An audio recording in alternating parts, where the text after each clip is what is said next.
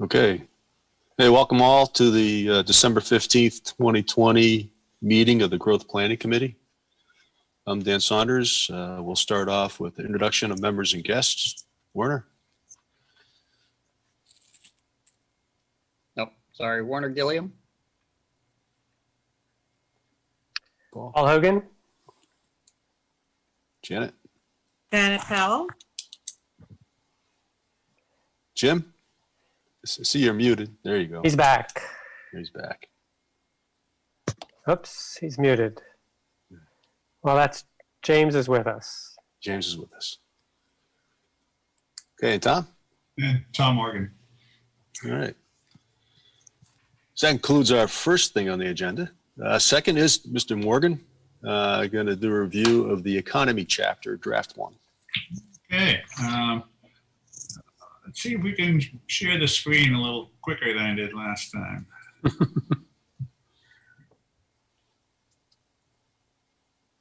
There you go. All right. I went back and learned a couple of tricks since I've seen you last. That's a beautiful picture, Tom. Thank you. Kennebunkport Inn. Yeah, it's kind of a double entendre. It's your big chunk of your economy, and also it was taken a year ago, and the chairs are all empty. So Yeah. so there's like a story within a story here. Liz sends her regards. She'll be rejoining us all in January. And, Good. she's finding Good. time. She's plugging away at the comprehensive plan. But tonight I'll be talking about the economy. And let's see. There we go. So these are the topics I'll be discussing in the next few minutes. Workforce characteristics, your largest single industry, and that's hospitality. The unemployment rate, which has been very interesting in the last 12 months. Weekly wages, which surprisingly don't change much over 20 years. The state of the lobster industry and a new entry is Bluefin Tuna is making an entrance in the last 10 years. More tourists than ever, and strategies we might want to consider in terms of economic development. According to the U.S. Census, is your breakdown in your workforce characteristics is nothing too out of the ordinary here. I mean, there were no surprises for me other than self-employed is nearly a third of the workforce.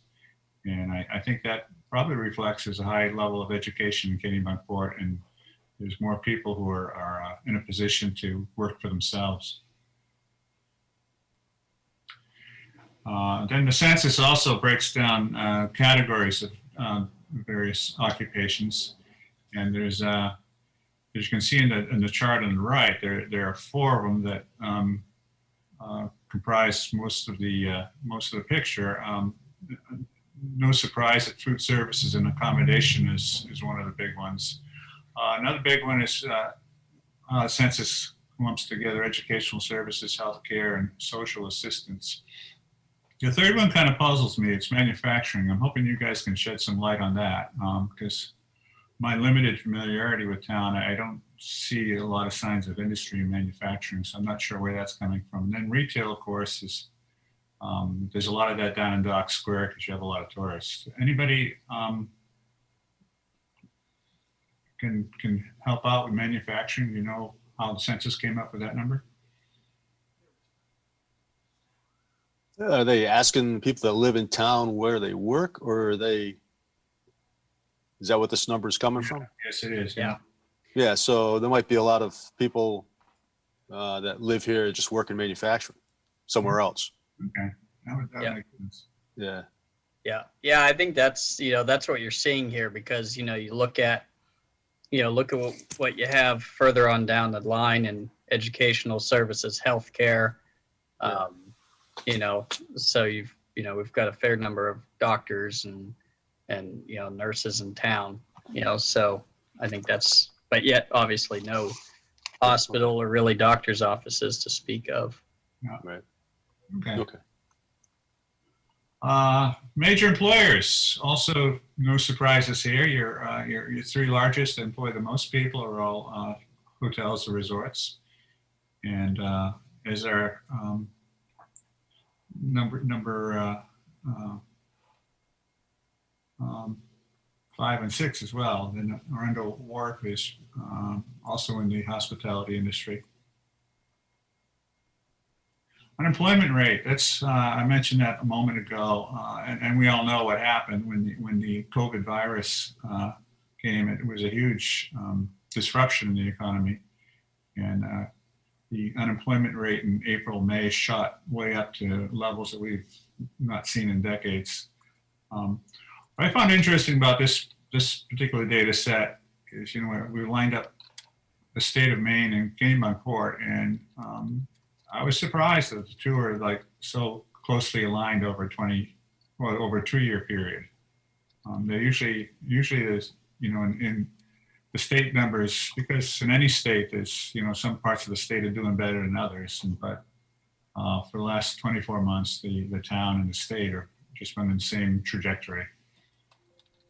Then if you look over to the right, the summer of 2020, the unemployment was still high, but it was bouncing around.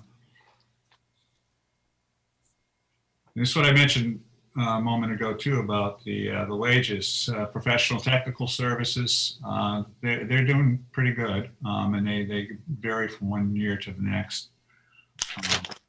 The arts, entertainment, recreation, and lodging and restaurants, they've been slowly creeping upward over 20 years, where retail is practically not moved. And the other numbers to bear in mind is the price of housing, both in town and in the region, have been increasing at a much faster rate than what we're seeing here on this chart. So that makes it difficult for the workers, and it makes it difficult for the businesses, because the businesses need a workforce, and they like predictability and knowing that they're going to have a workforce in the next in the coming months.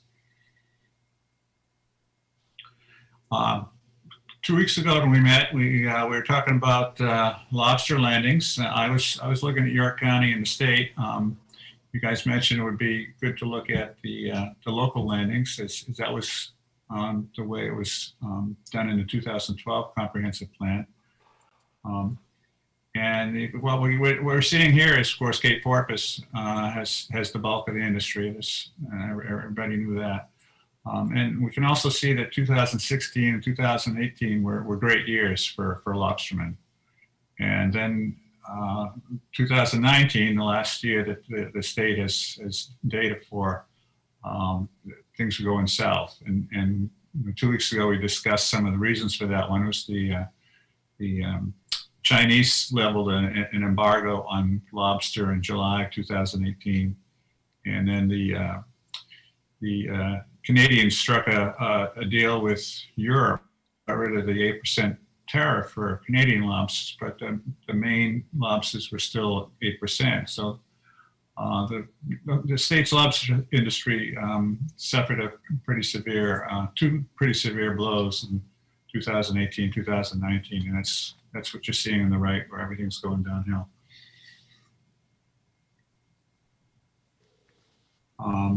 And this over on the left is just some of the numbers. So the numbers: China was the single largest export market for Maine lobster, and you can see the difference in 2 years, from $148 million down to $6.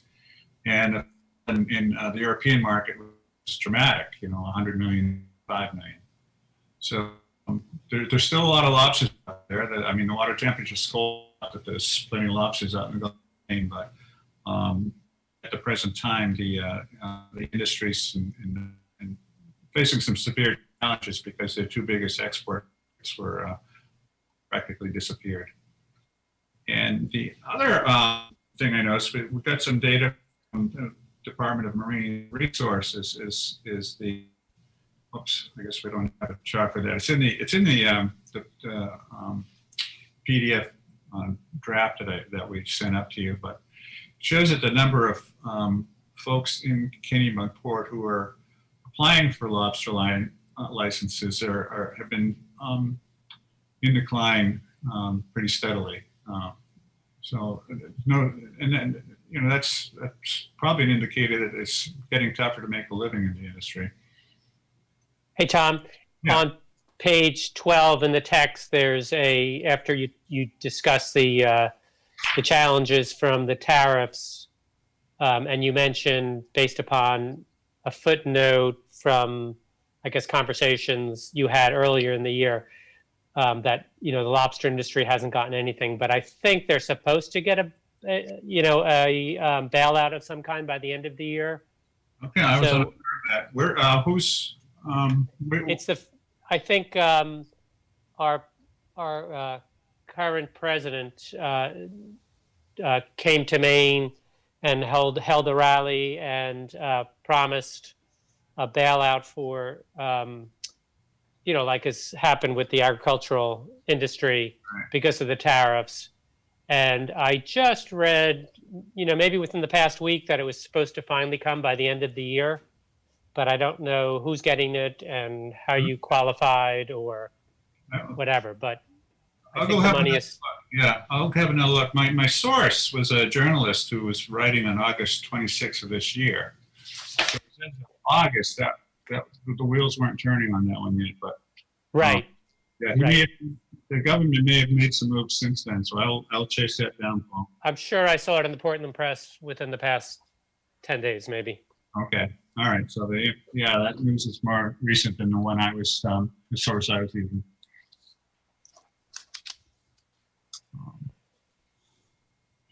And then here's a look at bluefin tuna. The fish can get pretty big, as we mentioned a couple weeks ago, and it was a pretty good. They were pretty profitable. There's a big export market in Japan, but the COVID virus disrupted transportation, so that at least in the last several months, that the bluefin situation's been kind of iffy. But you can see here the fish are really making a comeback, or at least they're catching a lot of more fish out of Kennebunkport than they did before. And then there's tourism. That's over the last 50 years, it's displayed a steady increase in the number of people coming to town. My understanding is it can get pretty crowded, and some people are doing quite well business-wise, and some of the local residents, are missing some of their peace and quiet. So I noticed in the 2012 comprehensive plan that was an issue where the authors were trying to strike a balance between maintaining the tranquility in town and the beauty, and having a lot of people come here at the same time. And of course, what we've seen during the COVID epidemic is when the national economy is thrown into an upheaval. Some industries are more vulnerable than others, and tourism is one of the more vulnerable ones, because when people start to get cautious with their money, they stay home. Then I'm throwing out a few strategies in terms of enhancing economic development here in town, and one of them we've mentioned before was electrical vehicle charging stations. There are half a dozen or 7 or 8 in town, but those are kind of low wattage devices that are intended to accommodate people who stay in the B&Bs and the inns and the hotels, because you can plug your car in the evening, and by the time you wake up in the morning, it's fully charged. What's absent in Kennebunkport are what are known as fast charges. Those are charges that can recharge your vehicle in 60 to 90 minutes. And of course, that introduces Kennebunkport to an entirely new audience, people who aren't staying overnight, people who are just coming up for the day, or people who are just driving up I-95 and they're looking for a place to have a meal and poke around the shops. So I see EV charging stations, at least the direct fast current ones, as something that would draw more people into Dock Square, and it would enhance business for the merchants and the restaurants there. Obviously, somebody's got to go out there and organize an effort to construct a dozen or so of these charging stations, put Kennebunkport on the map. The good news is there's a lot of grant money out there. There's a lot of federal money, and when Volkswagen a few years ago was caught cheating on their tailpipe emissions, they were hauled into court and they agreed to spend $2 billion building these EV charging stations at no cost to the local community. So there are some possibilities of getting them into town, and I think Dock Square is an obvious place because that's high concentration of restaurants and shops. Then there's Hey, Warner, do you know anything about that? I know there have been, Maine, I think, has a plan to roll those out. Did they, are we, do you know anything about that? Has we ever been approached or considered, or they're just going for, the turnpike and keeping it there? Yeah, my understanding is that most of where we're seeing the EV stations are showing up in the 95 corridor. We actually sat in on a municipal vehicle EV webinar the other day, and they've got the state's got some work to do, relative to EV stations. Tom, I think like you mentioned, a lot of what we're seeing out there are they're not the quick charge ones. It's the you better set aside at least an hour, in some cases, unless you've got a Tesla, to hit up some of the EV stations. But it's, Paul, to answer your question, it's something that, that we've become aware of, the fact that there are some funds there. And I think it's a good strategy to think about. Practically speaking, I think probably the North Street lot, probably makes better sense than the Dock Square lot. Too tight, too crowded. Yeah, it is. It's pretty tight, in Dock Square, and I don't, the amount of time that somebody tends to stay in Dock Square, I don't know that you'd get a full charge, based on what we see for the ticket sales. But yeah. Plus, I just think there's an awful lot going on in that parking lot in terms of underground utilities and things like that. That North Street would make better sense. Okay. Well, my goal was to get you guys thinking about it, so I think we're making succeeded there. What about the next item, the next bullet down on the left? Housing for seasonal labor. From just talking to people, I understand that's been a kind of a perennial problem for a while now. I'm sure you guys have had some history and try to solve it. So I guess I'd throw it out to you. Is how much of a problem is it, and what kind of solutions have you entertained in the past? A couple of things we've done.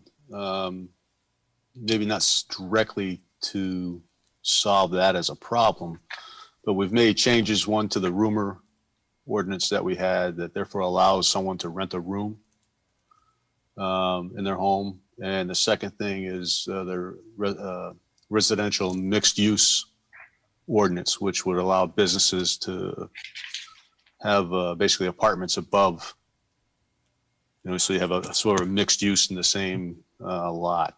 Where previously you'd have to have had two different lots to cover that. Right. So we created, some opportunities for folks to do that kind of, offer those.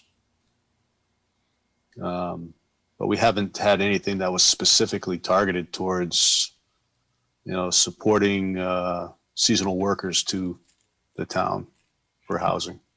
How much of a problem is it, or maybe it isn't? Well, I think it depends. It depends who you talk to, Tom. Yeah. I think where we see, well, the different hotels will, not all hotels take the same approach when it comes to, seasonal labor. Some hotels, will focus more on your, like your Eastern European and your visa students, to supply that seasonal labor force. Others have, when visas were becoming increasingly difficult to get, made the shift to stay with a local, domestic workforce. Some of the hotels provide housing, at their location. Nonanum's a good example. Nonanum just recently built some staff housing. They built a new staff housing, for a good bit of their workforce. A good bit of their seasonal workforce. Colony Hotel also provides, a fair amount of staff housing. And I know that, some of the others, Resort Collection, has some staff housing. They purchased, a multi-unit building that is used for staff. So, I would say the industry has addressed it on their own, to some degree, the larger ones at least. They know that it's a need, and they've, in some cases they wind up, I know they wind up, renting homes, or, in some cases have purchased homes, not necessarily here in town, but in other, in adjacent communities. I think some of them have bought property in Biddeford, to provide for, for staff housing. So, I think the different industries have addressed the seasonal, there's the seasonal labor housing needs at a business level.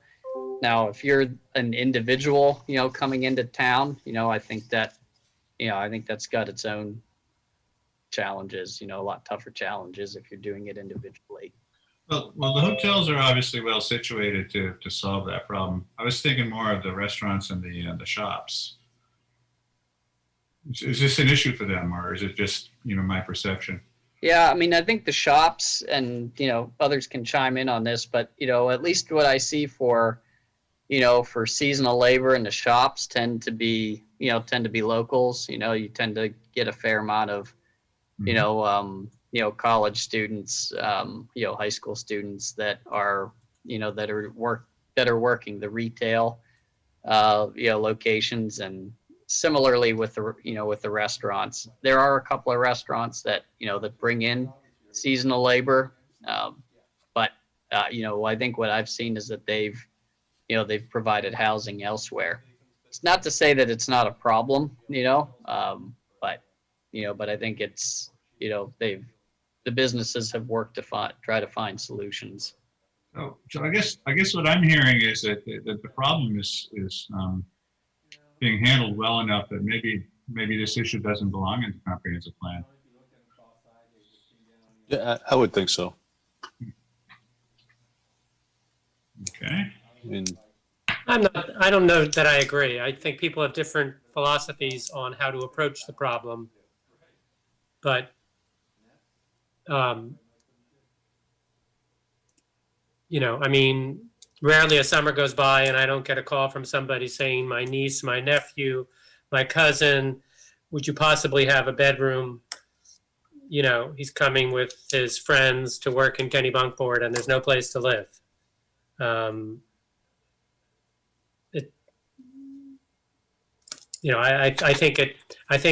I think the shortage of employees is in the retail stores, which I think is a problem in the past few years.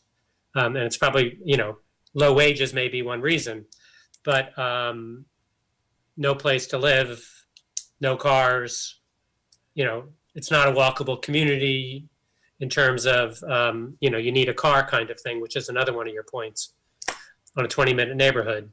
But I think it is, if there were more housing readily available, I think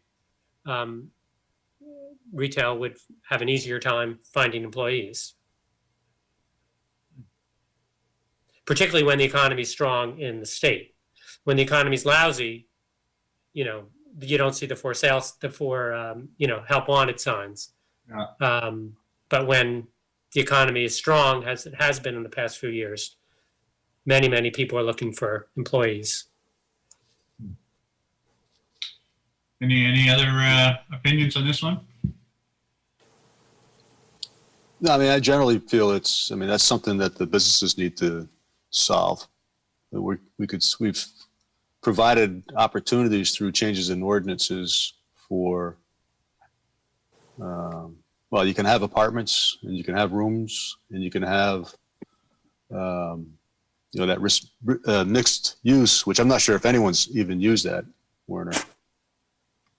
The RMU.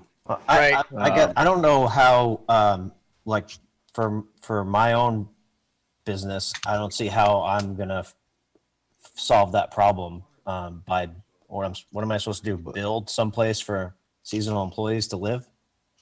My business couldn't do that. No, but I mean, should the town do that for you? No, but it No. should be something that should be. I guess it should be in the plan, is what I'm saying. That there should be something we're thinking about how to create it. I mean, Not every struggle. not every restaurant, not every hotel Yeah. has the resources to Right. house employees too. I mean, there's small restaurants that don't have off-site housing for their employees. Well, here's a scenario I kind of envisioned is taking some kind of collective action. And say there's an underutilized building that becomes available and nobody's using it, and an entrepreneur or developer comes along and says, I can convert this building into a hostel for these seasonal workers. That would solve the problem for a lot of small businesses in town. Probably the first people they'd run into is we never anticipated something like that.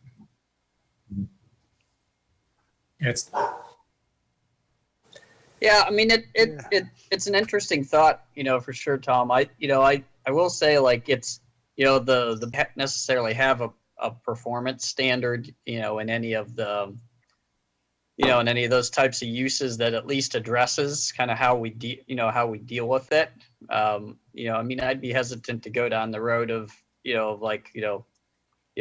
need to provide X amount of, housing for, seasonal workforce, but I don't think it's a bad thought to, to encourage some type of, allowances for, say, a redevelopment, on a site that, that encourages a business to provide, staff housing without getting, penalized for, for doing it.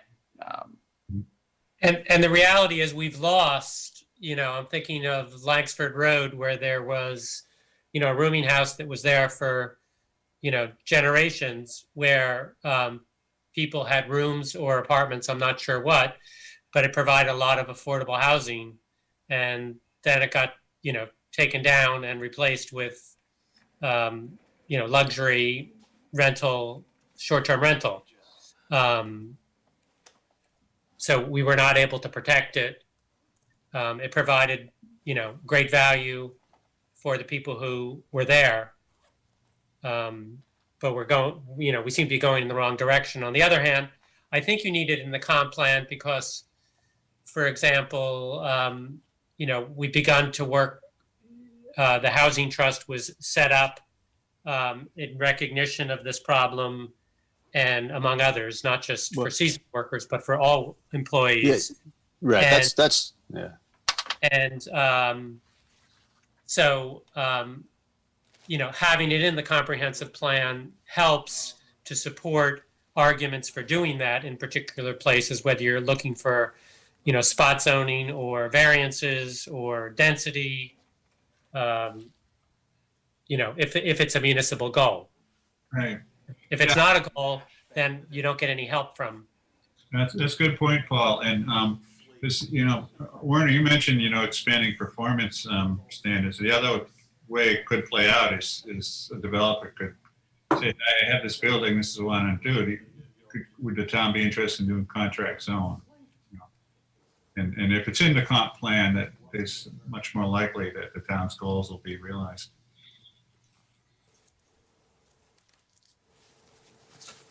Yeah, I mean, the bigger issue in the housing piece, of course, is for the full-time employees that work in town that can't afford to live here. They have to live further away in order to work here, or even volunteer here. Versus the season, and that's a struggle. Yes, it is. We can combine the seasonal into that, but I'd rather spend time, energy, and focus on the full-time year-round residents and getting a greater diversity of folks for that. Well, I agree with that, Dan. I wasn't saying that it was just seasonal. I mean, Yeah. I have 18 employees, and the only one that lives in Kennebunkport is me. So that's definitely a part of the problem too. Yeah, no, it's the big part. That's definitely going to play a big role in the comp plan. It's mostly discussed in another part of the plan. It's just how these chapters have been playing out. Yeah. We're on tonight. My focus tonight, anyways, is economy. So I was zeroing in on, well, what challenges do the local businesses face? Because if the workforce becomes enough of a problem, then it's going to be tough to do business. No. Any other comments on the seasonal labor? So are we going to broaden it to labor generally or continue to call it? Well, in the housing chapter, we've taken on that subject in the housing chapter. We could, reorganize the plan so they both conversations happen in the same part of the plan. But Yeah. I mean, I think seasonal labor is a different, is a little bit of a different, housing strategy than, than housing for, the workforce. Just because of the seasonal aspect of it. That arguably would probably look a little bit different than year-round housing. yeah, certainly those college students from Eastern Europe, they're a lot less fussy about their, lodging. Well, to your point, Tom, really that looks, when you think about what that looks like in terms of a building, it looks more like, it looks more like a hostel, it looks more like, a dorm, of some type, with some common living area, something like that. Yeah, and there are precedents, further down east, they when it's time to harvest the blueberries, they bring in seasonal labor, and just south of where I am in Hampton Falls, they bring in a lot of seasonal labor to pick fruit. And of course, they've had to figure out where to house these people. I don't imagine Hampton Falls, opens the door. They do a really good job of hiding them. Nobody sees them. Yeah. They're behind the apple grove, Right. So, okay, I think we've covered that one pretty good. Shuttle van service. This I picked up from conversation with the Chamber of Commerce, and I asked them, so what are you guys working on, and what challenges out there are outstanding you haven't been able to resolve yet? And one of the things they came up with was, if you don't drive your own car to Kennebunkport, and you're a tourist, you want to spend some time here. Transportation here isn't. It's kind of complicated. It's kind of a pain, and they figured that if they improve the transportation system, that would enhance the tourism traffic, and the tourist industry here in town would be doing more business and better business. They specifically cited trying to attract visitors from far away, not the ones from New England that can just drive up in a day, but people from further away that might arrive on the down easter or fly into Portland.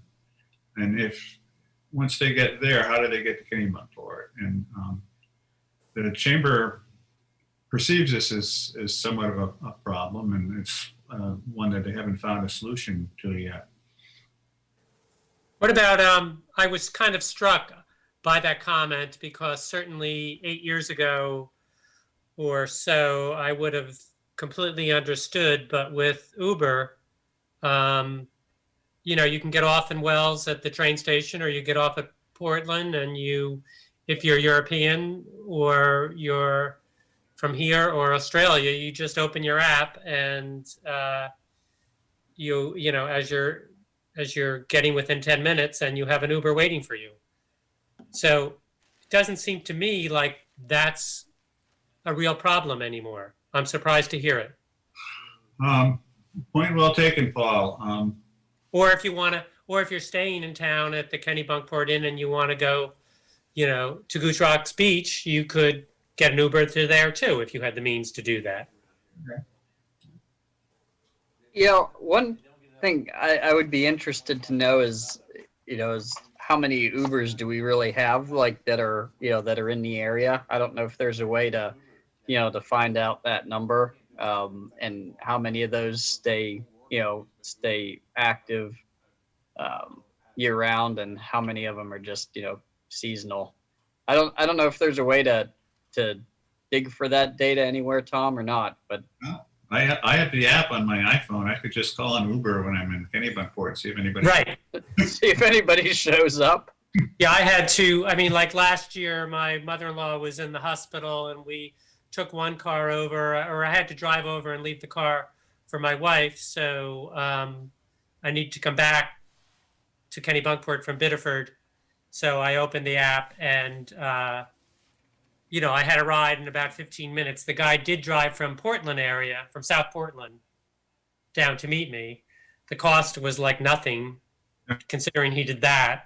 I gave him a nice tip, but it would, because the miles are not that far.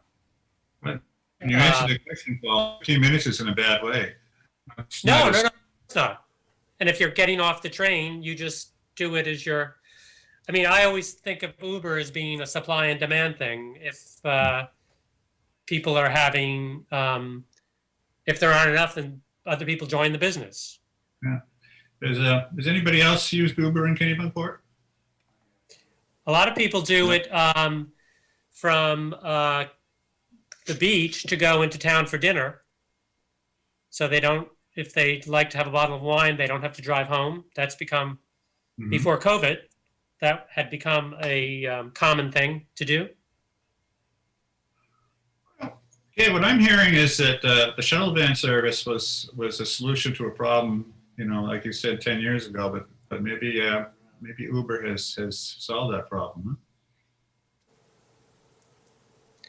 Huh? I think it's certainly worth kind of discussing it at least as as a strategy that's shown up in recent years. Yeah. And I think the bigger question is like as a community, like is there anything that we need to do to deal with that or not? I mean, I don't tend to think so, but the question of people always have questions about people running businesses and about tax questions and things like that. And I agree with Paul here. I think there's a demand, and market, the market took care of it. I mean, it's do we still have a taxi license requirement? Is there any barrier to someone starting with Uber? The town doesn't restrict them in any way. No, there is some, I would say some antiquated language dealing with stop locations, and so, right. I think, when I get the question, the question, the answer always is that you pick up on private property, you drop off on private property, and that's, certainly is an easier way than having, public drop off points. I think that's where you start getting into, the use of the public right of way for business, for business venture. But I mean, it's not like, again, a lot of that language, came from the era of when you would have an actual, like at the airport, you got a designated, bus pickup or taxi pickup and drop off location that you might license, to somebody, or you may rent that location out. And so I think a lot of that language, those requirements has really gone by the wayside. Nobody's really doing that anymore. Okay. Has anybody else on the committee had the occasion to use Uber in town? No, not in town.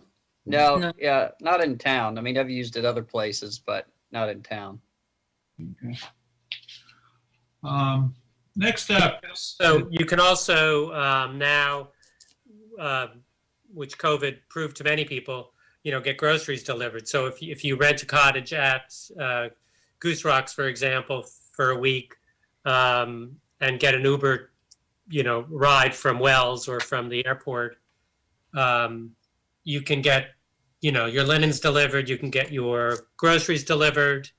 Many people took to not DoorDash. What's the one that Hannaford has a thing, as well as Instacart. Instacart. That's the one everybody's using. Yeah. So it's even helped out. I know, seniors who should not be going into Hannaford who have started to use Instacart. So, these new services have helped a great deal with that problem.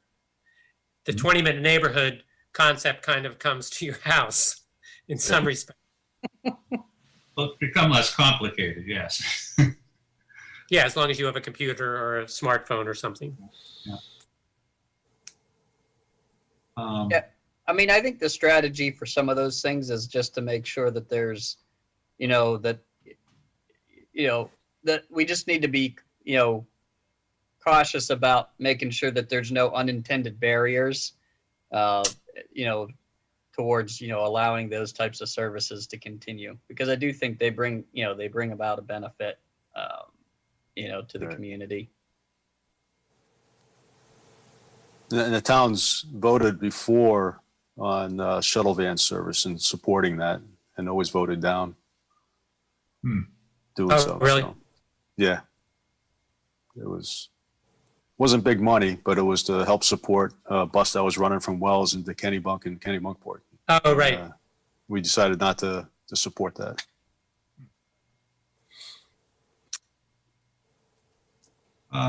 Next up, remote parking. That was an idea that I threw out there just to try to address the level of traffic congestion in Dock Square. With the idea being that it would be a more pleasant experience for the pedestrians if there were fewer cars. And I know that the North Street lot's probably you guys tell me, but I'm speculating that was an effort in that regard to give people place to park that's well away from the square. But yeah, I mean, there are many places that do require, the tourists to park someplace else so that the town is not ruined by all of the vehicles. I know many people I know will not go to Dock Square in the summertime, my neighbors, certainly during the daytime. So they're not going to the businesses. They're not, they're avoiding like a plague or a pandemic, because it's miserable. So has the idea of remote parking been floated in the past, and if it was, how was it received? Well, I think, the town, my observation is that, the community kind of has this, love-hate relationship with parking. and that, I think it's recognized as something that is needed, for sure, I mean, for the businesses. However, we've also definitely, had, some contentious discussions in the community just about, you provide the parking and whether or not that's, Oh, I lost. an appropriate, spend of, taxpayer dollars to provide for public parking for the businesses. Those are the types of debates that, that often come into play. The remote parking, is a good thought. It just requires somebody though, to manage that then, having, some type of a shuttle service, that gets you then from, remote parking areas to down into the square. I don't think it's a bad thought. I mean, we do it on a kind of an informal, limited basis. With a relationship with the trolley museum, that allows for buses, to go park out at the trolley museum. The issue is that if, so what'll happen is that you'll get the bus driver will drop off, may drop off in town, and then they can go out to the trolley museum to park. Of course, the bus driver doesn't really get, doesn't get to really get back into town, because it's a couple miles away. But it was, I think an attempt to address, some of the, like the large vehicle parking question. But we should have all the cars park at the trolley museum or someplace like that. And, I mean, I think if you think forward and what do you want the town to be? Do you want it always to be bumper to bumper traffic, high congestion, high pollution, dangerous crossings? Do you want that to be that way always? And if not, what could you do about it? And remote from, I'd love to be able to feel comfortable walking the streets in the summertime without having a million cars around me. Like New York City and COVID said, oh, we could never close down these streets. And then all of a sudden, the restaurants all were going out of business, and they said, well, let's try closing down streets. And all of a sudden, New York City, my friends who live in New York City say, I feel like I live in Paris. I've never felt this way living in New York City. And we need to keep this forever because it's just wonderful in the warm weather, of course. But, I would, could we imagine something different than the traffic, like the traffic that comes through and is bumper to bumper for, 1,000 yards, a couple thousand yards in 1, 2, 3, 4 directions. Is everyone going to Dock Square? Are people passing through? Are people just driving through to look? If you had a remote parking spot, if you had no parking down in Dock Square except for residents, say, in that lot, and so you could either park in, at North Street or at the Trolley Museum if they had space, or someplace like that. What would happen to Dock Square? How much different would it be? Could be really different. I was thinking. I just want to know what other people's perceptions are of the traffic in Dock Square. Is that something everybody would like to live with forever, or we don't care? I think I agree with you, Paul, and I think someone else mentioned it. We just avoid Dock Square. We don't really, unless we need a gift and we go early in the morning, or we sometimes, with COVID, obviously, we're not dining out as much or at all.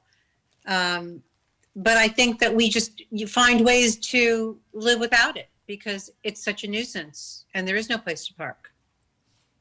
So. No, it's a good question. I think, my sense is that a good bit of that traffic that goes through the square during the course of the day is pass through traffic. Yeah. I think that's probably accounts for probably the majority of it.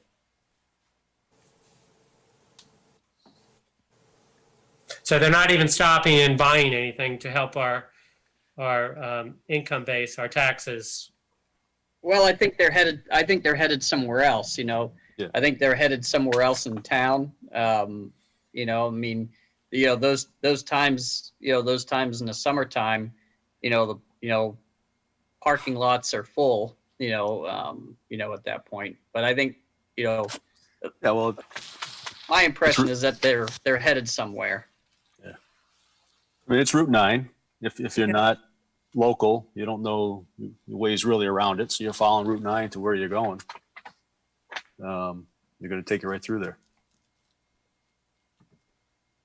But I don't disagree with the idea that there are, that there's, you'd have to deal with the, if you were gonna divert, traffic, for instance, you'd have to, I mean, if you're thinking, if you think big and say, what could this look like, then, for a lot of downtowns, it's, and a lot of other communities, have kind of, dealt with this same, the same question of, what do you do whenever you've got when you've got a major route that runs through your downtown, and so in a lot of cases, it's they divert it, right? They do, they divert it, which gets you kind of a mixed bag, because I think in a lot of ways, those diversions are meant for exactly that, Paul, to help kind of create a better walkable downtown area and put that through traffic instead of forcing it down through your downtown,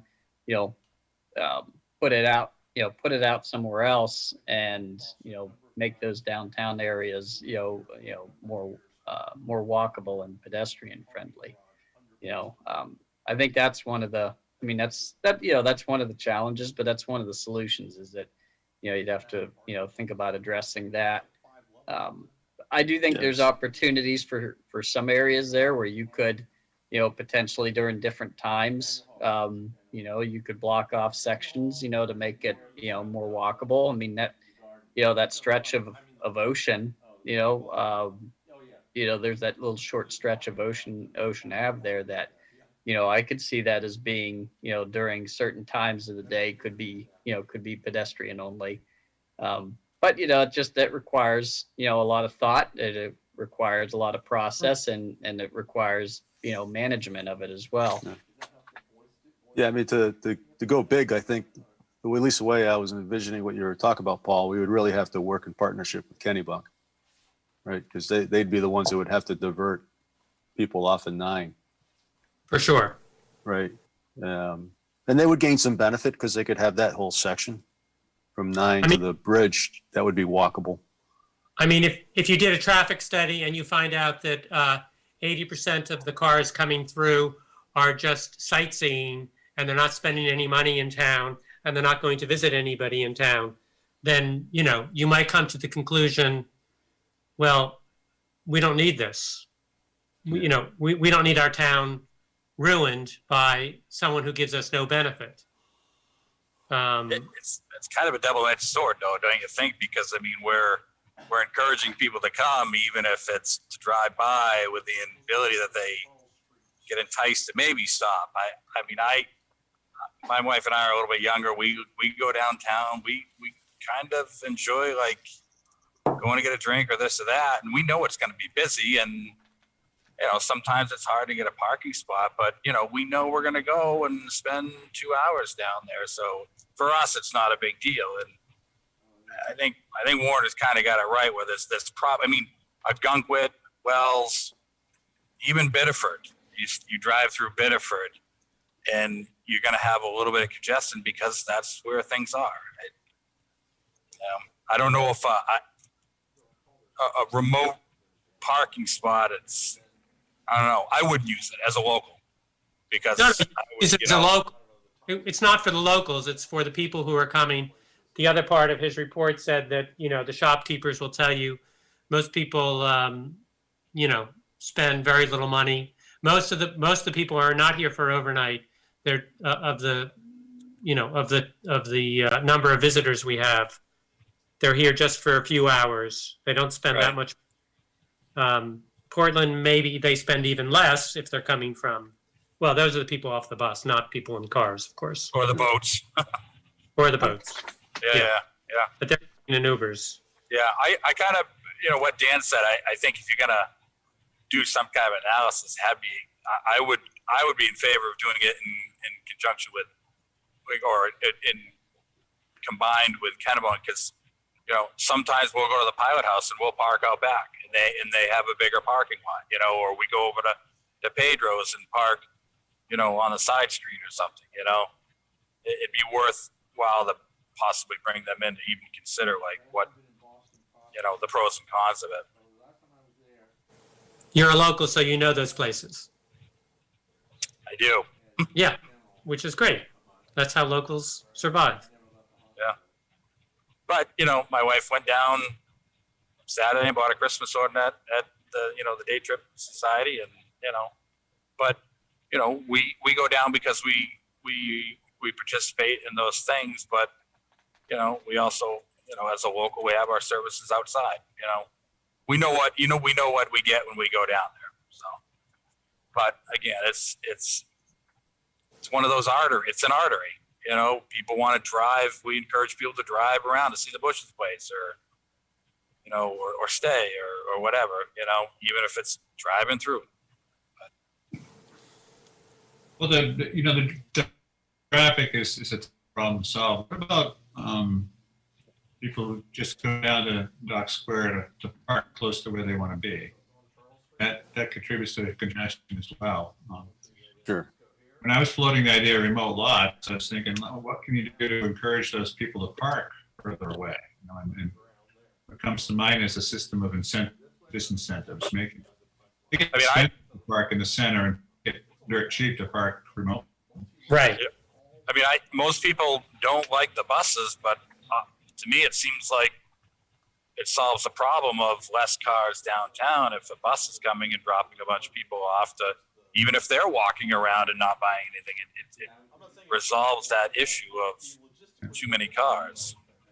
But Yeah, they don't cause the traffic. It's the cars that cause the. yeah. But I know my own perception when and I don't go there too often, but taking the ferry from Woods Hole to Martha's Vineyard, as you're approaching the ferry, when you're still a few miles out, you see signs that say, you better park here. It's affordable here. If you keep going, you're going to pay a lot of money. Right. That was my attention. I'll tell you what, I live right down the street from the Tri-Museum, so if somebody needs a lot built, I'll be more than happy to do it. How much land you got? We got plenty. I'll do it. But that's the same. And it'll be gravel, so it wouldn't be permanent. Yeah, that's the same anywhere. You go to the Freiburg Fair, same exact deal. You pay a lot more. I know. If you're walking, if you're right there, you pay less and less and less. All that's private. It's just people who open up their fields. Right. And it's for 2 weeks. Right. They pay their taxes probably from that money. They make a lot.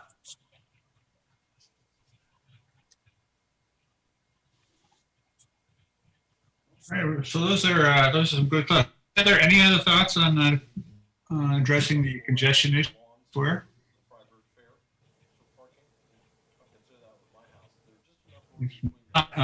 Next we threw out there was pointing out the obvious, and that is the economy is kind of narrow. It's dependent on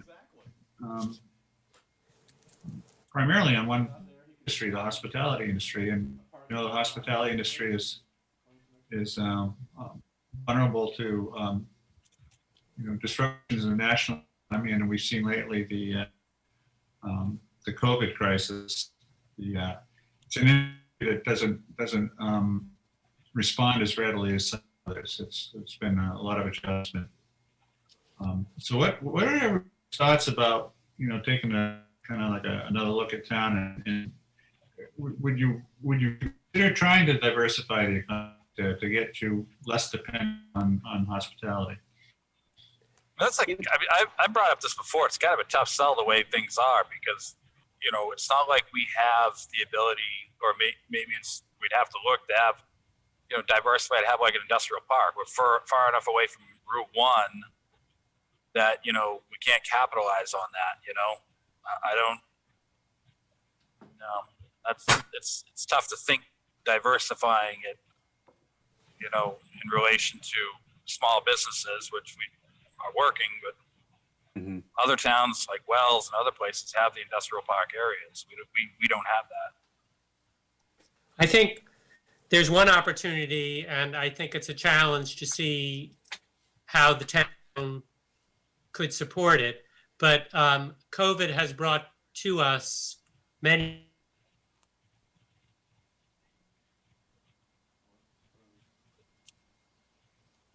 I think he froze up. Mhm. Paul, can you hear us? Oh, I thought it was me. Yeah. I thought I lost everybody. Right. Right. No. Well, I think one, many Tom. knowledge workers who previously San Francisco, Boston, and elsewhere. Paul, we missed you for the Anyone past can hear me? seconds. You want to try that again? Can you hear me? We can now, yeah. Get it now, Paul. But we lost you for most Okay. of your discussion. So what I was saying is we have a huge influx. I don't know how huge the huge is, but if I look in my neighborhood, I see lights on where I never saw lights on. I see neighbors where I never saw neighbors. I see knowledge workers working away at their computers all day long. I see families who have sold their houses in Boston, who have abandoned their apartments in New York City, San Francisco, Silicon Valley. They've come to Kennebunkport as well as all over Maine. There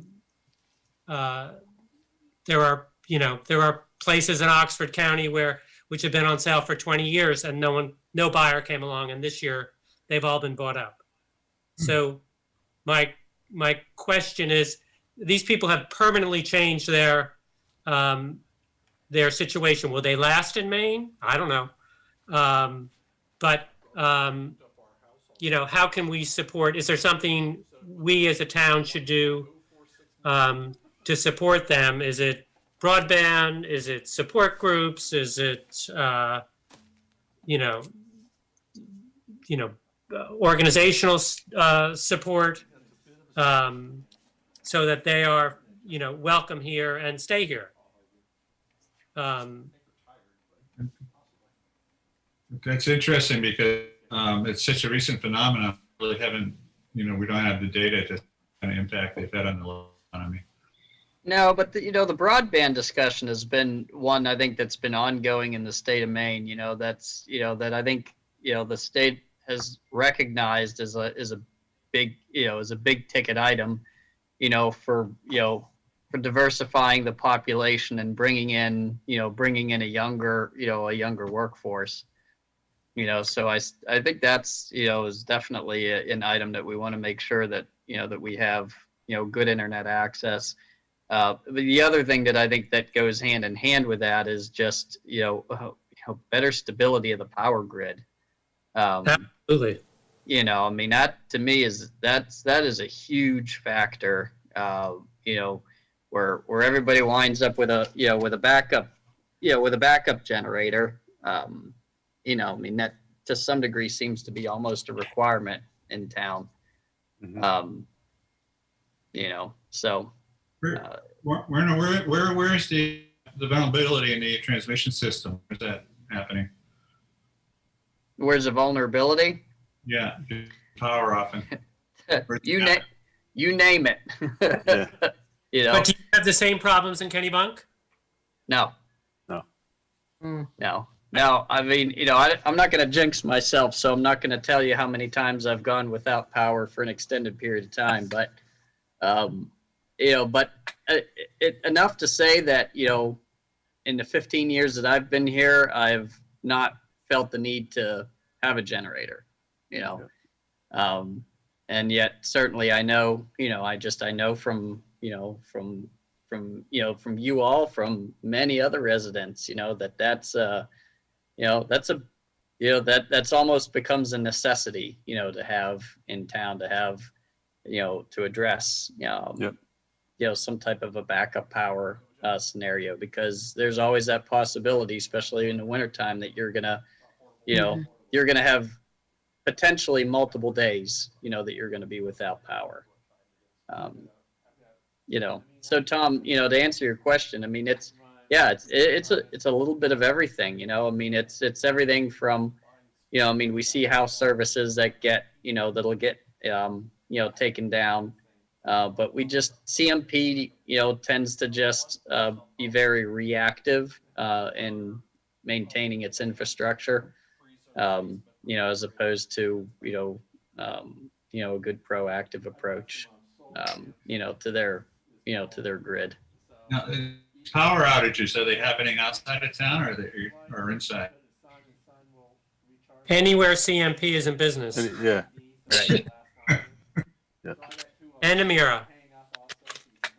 Warner, what's the biggest power outage? Trees? Yeah, I'd say Yeah, definitely trees. it's I mean, trees. I'd be an advocate to continuously put the pressure on CMP to maintain those issues. You know what I mean? Like, Yeah, well, I mean, we've done in my neighborhood, Jim. We did that. We told them about a tree that had fallen onto another one and was hanging right over their power lines. And yeah. they said when it takes down the power line, call us. So how does that fit, Okay. But instead, it starts burning it up. how does that fit into a comp plan? Is it something Yeah. that should be, recognizing it as an issue and as a limitation on diversifying our economy? And, are we working with our local legislatures and Yeah, something like that. to keep the pressure on? Is it, the buy your town out of CMP is virtually impossible to do because CMP wrote the legislation years ago?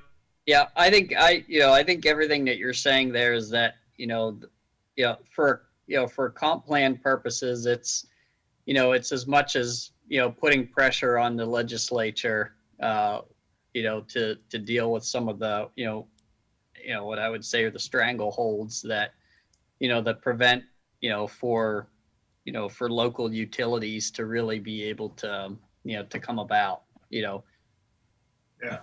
We're right in the direction I was going to say is the problem, is the conventional model for power distribution last 50 years anyways, is you have a big power plant far away, you send it over transmission lines distance. And the longer you have to send that electricity, the more vulnerability where a tree branch could, just take out all the downstream consumers.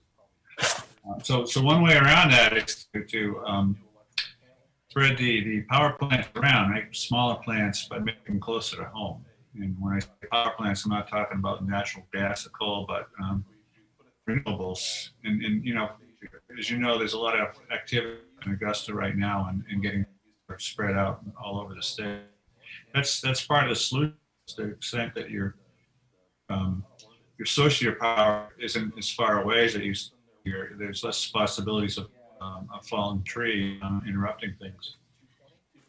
So the way that the comp plan is about how you could, put down to make accommodative more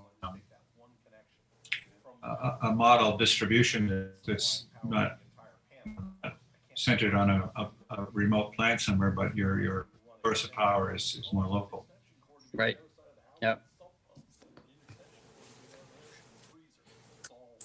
Yeah, we still have the Warner, is there- distribution, which is, from that, which is really what the issue is. Hey, Warner, Yeah. are there any restrictions on like I'm on Goose Rocks and the trees are right on the road on our property and they're growing up over the road, and I know it's a look and feel that's great, but are there ordinances that restrict from cutting back those trees that are right exposed to the lines on private property? No, I mean, I mean, certainly not where you're at, Shoreland zone. I mean, But even shoreland zoning, Paul, I mean, for the most part, within public right of ways, public right of ways, are treated differently, in shoreland zoning than a private property, as it relates to to tree cutting. So, yeah, no, I mean, there's That apply not to private right of ways too, or just public right of ways? Like all the private roads in town, for sure. Yep, which have right of way, maybe. that's to me, right. it seems like that's the biggest issue with a storm like, oh, is the tree going to come down? So, I mean, I'm all for, like, if we're going to push a legislator to try to, keep on the public utilities to say, listen, you got to maintain these, or work with the private owner for any concerns. And I get that they're so overwhelmed, but maybe that's where we step in. Yeah, I try to push them to do it more, encourage them to do it more. Yeah, no, I don't disagree with that. I think they're, I mean, CMP in general, needs to take a more aggressive stance with their, with their maintenance, and upkeep of the corridors for sure. It's tough. Like Tom, I agree with having local power, but again, if a tree comes down, it still encourages people like, oh, maybe I should get a gas power generator or whatever, so I don't have to deal with this. So that's wooded area. Yep. Hey, Werner, Yes. is that your principle about trees in the right of way? Does that apply to private roads too, or it's different principle in the shoreland zone? Yeah. So whenever you do calcs for veg removal, you base it on a lot, right? It's based on let's say it's the four sides of a lot in terms of calculating, points or canopy. There's not really, there's no, I mean, take King's Highway for example. Like I can't apply a shoreland zoning reg, to a right of way. I mean, I'm not calculating out the entire length of a road right of way to figure out what the point calcs are within that. If that does that make sense? I mean, Well, I'm just wondering. I'll take my, I have huge branches hanging over power lines on my property, but my Sure. whole property is basically in the shoreland zone. So I don't take down those big branches. But if I lived elsewhere in town, I would do it myself, just for my neighbors and not to have a power outage for everybody after me. So But is that are you something? allowed? Yeah. I mean, there's I mean- nothing that prevents you from limbing those trees. Yeah, I didn't think so. Especially if it's overhanging, power lines, or if it's something that's considered a danger. I mean, we look at those situations on a regular basis. If there's a tree that's considered, hazardous, whether it be to a utility or to a home, that's definitely something that we consider with folks. Warner, you're still allowed to cut, like, what is it, like anything under 4 inches, even under shoreline zoning, you're allowed to cut. Yeah, It depends 40, where you're at. You can't cut 40% within a whole area or 40% of a whole lot is I think all you're allowed. But you Well, got to disperse it. You can't cut a swath. That's right. Yeah, it depends on kind of where in the lot you are, but suffice it to say for this conversation that if there are branches or limbs that are on private property, that pose a danger to your power lines, or to your home, that's certainly something that we've worked with folks for sure to look at. And I would tell you that in 90% of those cases, the folks who call us up to come take a look at those, it's justified to do some limbing, or removal. And if it's a situation where, there's not enough veg, we've been pretty successful with folks getting them to do replanting in a more appropriate location, so that, that hazard doesn't, Is there continue in the anything in future. our ordinance that could make it clearer for that? Because I would just never call you, because I know my whole property is in a shoreland zone. I know these are big, huge limbs. They're probably not in the lower, I forget, what can you take in the lower part of the? Sure. Yeah. Lower third, So these are probably in the top, in the top part of the tree, because they're hanging over this thing, which is 35 feet in the air. So I just leave it there. I don't do anything. I don't call you. Is there anything? So I see it as a barrier because I just look at the code and I see what it says, and so I don't do anything. Yeah, Am I so- missing it? Or do so I should be smart enough to make a call and find a way in? Yeah. I mean, it's, again, like we'll always encourage folks to ask the question, and, and we look at those circumstances, to be able to make a call as to whether or not something is considered a danger or not. It's not that shoreline zoning doesn't prohibit you from taking out limbs in other areas, beyond that third, that first third. The first third is kind of is a gimme, and Yeah. And I think, it's important to understand what the intent is. I mean, I remember when shoreline zoning had to specify that it was the bottom third of the tree that you could take and not the top third of the tree. Right. But there isn't anything, there's nothing that prevents folks from, for instance, cleaning dead wood, out of trees. I mean, we recognize that, and we're certainly taught that in the classes that we take, that, Sure. I'm just dead talking. wood removal is healthy for the tree and things like that. But yeah, obviously, if there's something overhanging a line, we want folks to get in touch with us, and But how would I know that, Werner, is what I'm trying to ask you. I don't know that. And I think it, sure. I mean, it almost makes sense, Warner, to go with this conversation to, if we put in there where we're concerned with the power grid going down, that we put like, we encourage, if you want to maintain around your power lines, please do. If you have questions, please call the town. If it's a concern of a shoreline Sure. zoning, something like that, where I think Paul's got a valid point, and, Yep. and Yeah. hopefully that would be resolved by, a conversation. And, if the tree company has an issue, like say, I called the town, you can call them too, got the limb, Right. Yep. but so it just seemed to me there's two strategies. One was somehow working through government and working with your legislatures and working with the Public Utilities Commission to get CMP, to do a better job to stabilize our situation here for everybody, but for remote workers particularly, which is how we started on this. Right. Right.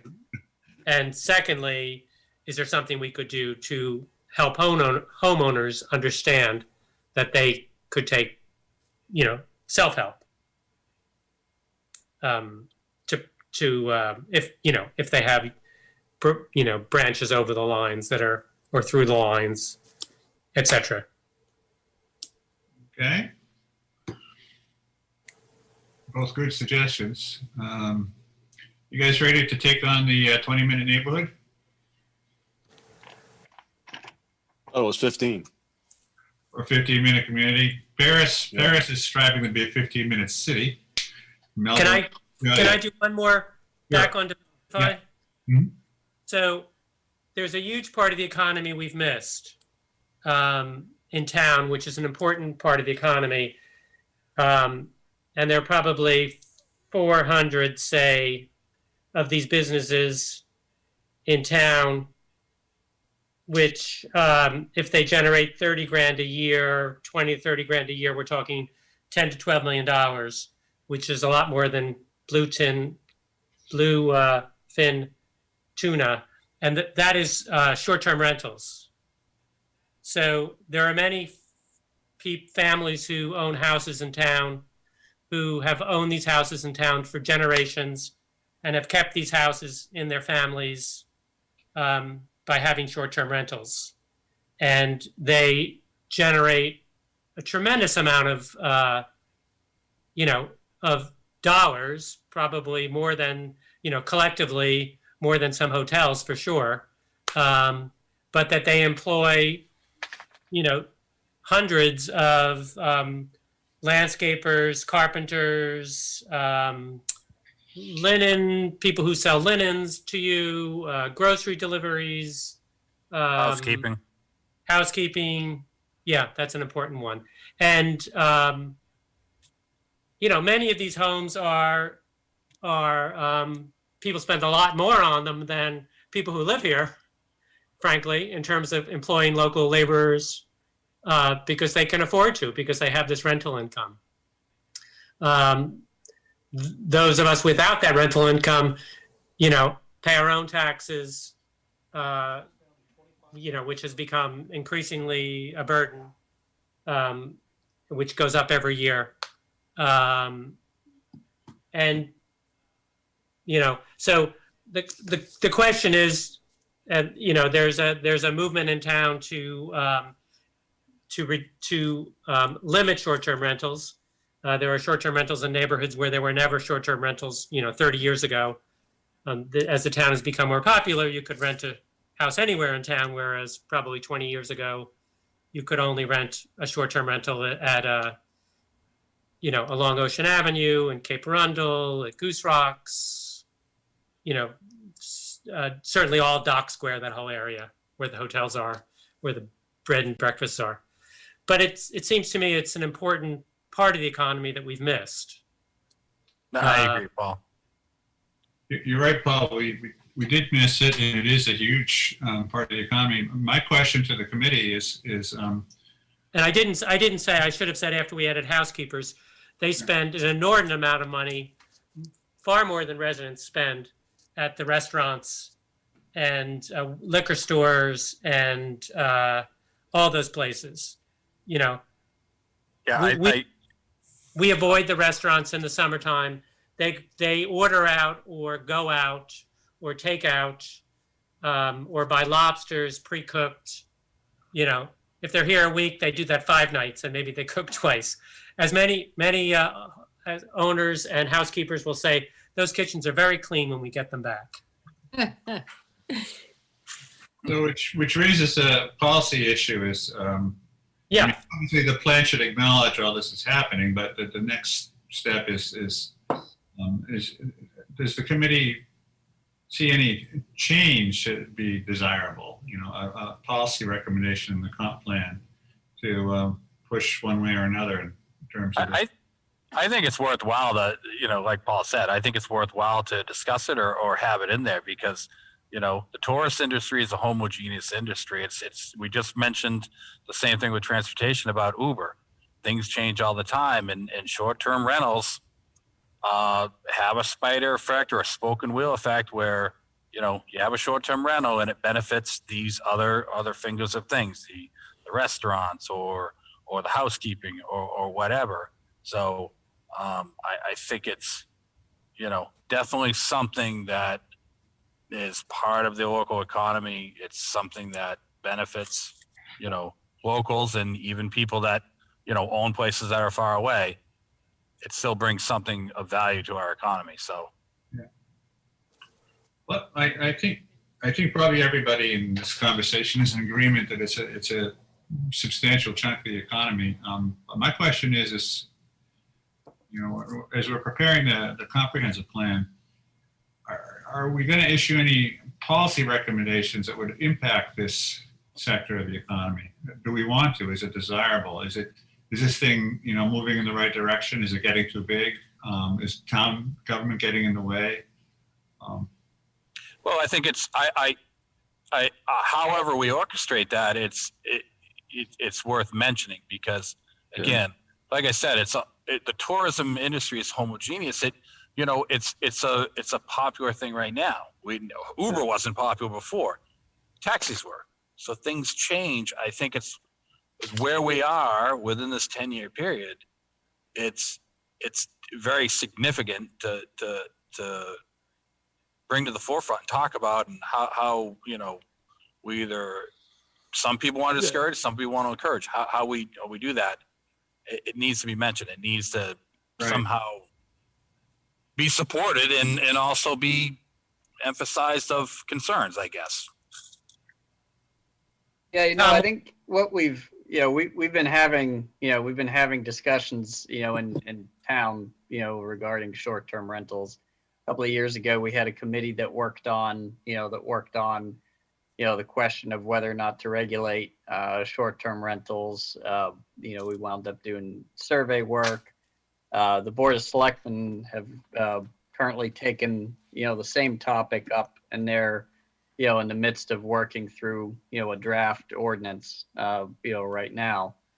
But, I do think it's, 100%, I don't disagree with, with Paul and Jim, that, it's a piece of the economy that hasn't really been addressed in previous comp plans.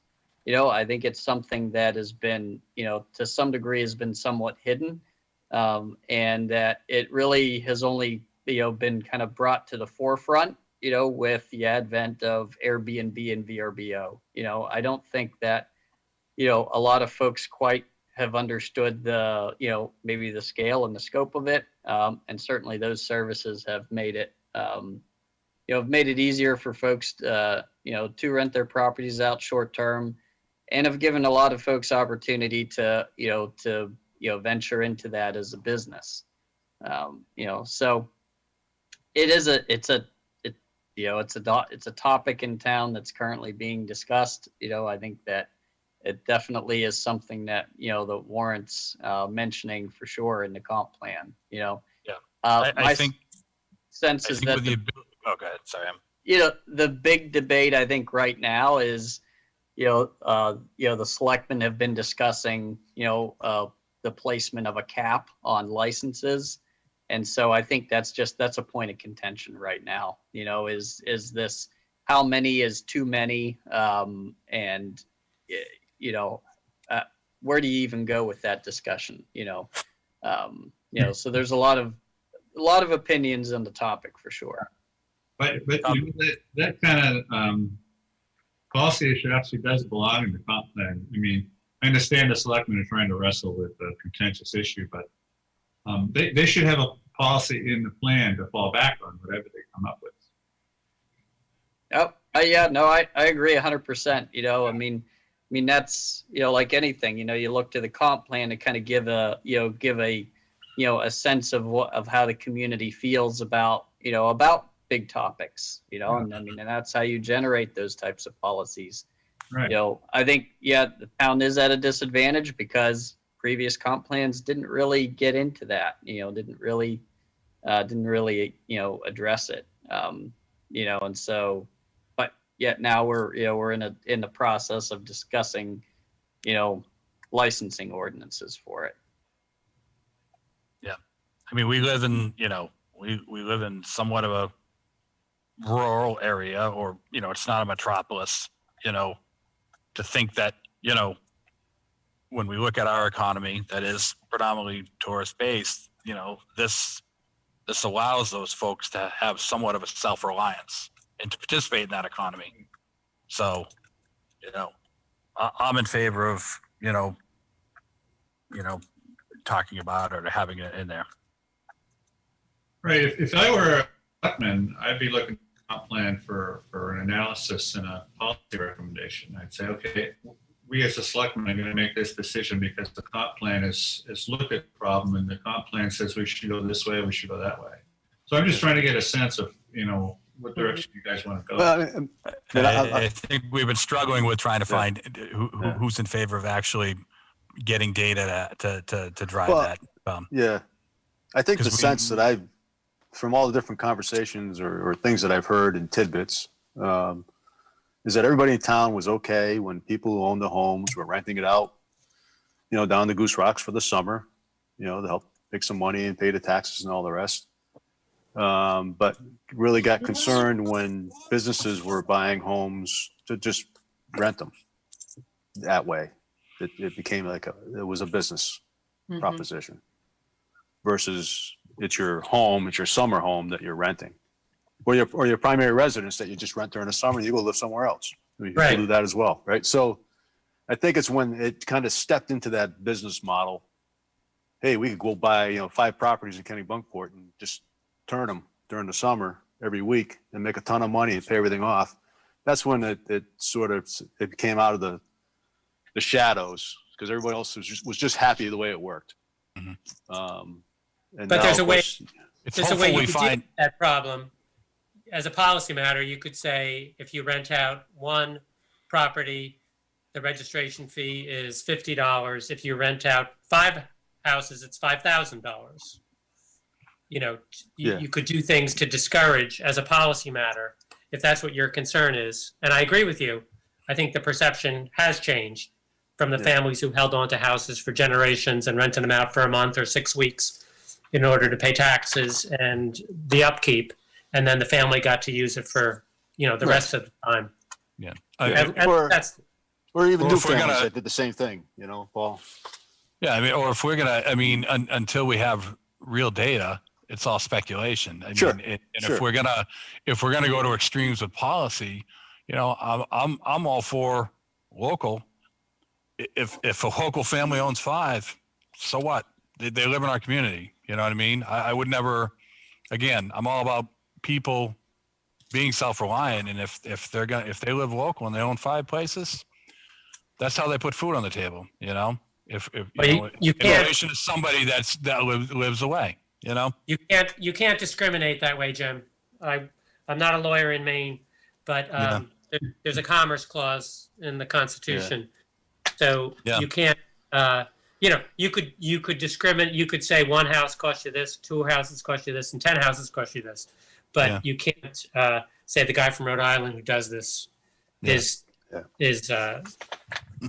taxed at a different rate typically. But I think it's a challenge. I think the challenge for us as the growth planning committee is, it's a topic worthy of public discussion and public input, and then see if there are policy recommendations that come out of that. The challenge is the Board of Selectmen are out of sync in a timing sense with us, or we're out of sync with them, and they want to get something on the ballot by June. It's based on opinions and validating those opinions in relation. No, to, I know. I'm just stating the Yeah, no, reality. I agree. Yeah. I know. Yeah. We struggle with what's So the date on a piece of paper. That doesn't mean we shouldn't try to do what we think is right and fair and just, and come up with policy recommendations. Right. I'm not dissuaded from doing that just because they have a different view. Agree. No, we should put it. I agree with you. We should put this in, and it will be probably the biggest hot buttons that would be in the plan, and so therefore we need a lot of public input.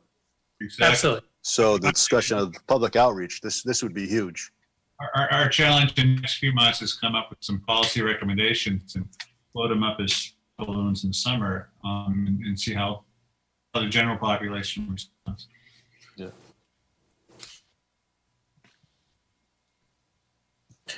The 15-minute community you wanted to talk about, Tom. Yes, Paris is becoming a 15-minute city. At least they're trying to. I know you guys aren't a city. I wouldn't want to use the word city in Kennebunkport, so I turned it into the community. And I went around looking for a graphic, and I found on the screen here was from Melbourne, Australia. The Aussies took a slightly different take on it. I guess they are more spread out than Paris, so they figured 20 minutes was more practical. And I floating this idea for your consideration, discussion. It's the basic premise here is to structure the community in such a way as we're spending less time in motor vehicles and more time walking. And the way you do that is just go back to the traditional patterns of settlement where people did have, they had to walk everywhere, which means everywhere be close to what they needed. They had all the goods and services they needed within a short walk.